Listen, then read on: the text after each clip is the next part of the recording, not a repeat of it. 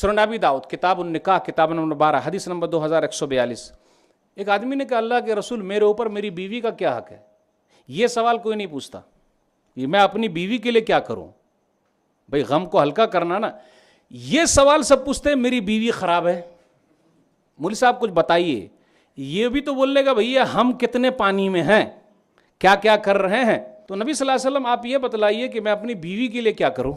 ان تطعمها اذا طعمت وتكسوها اذا اكتسيت ولا تضرب الوجه ولا تقبح ولا تهجر الا في البيت. 5 چیز بتلائی نبی صلی اللہ علیہ وسلم نے. جب کھانا تو بیوی کو کھلانا، وتكسوها اذا اكتسيت جب پہنو تو ان کو بھی پہنانا.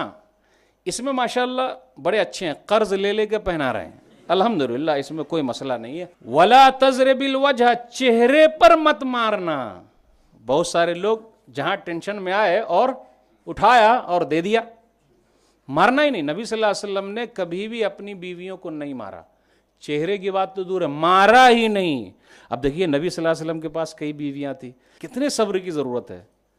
اس لیے تو غم آ گیا ہے، اس کو حل کیسے کرنا. نبی صلی اللہ علیہ وسلم کی سیرت پڑھی، کبھی مارا ہی نہیں. ولا تضرب الوجہ ولا تقبح برا بھلا نہیں کہا.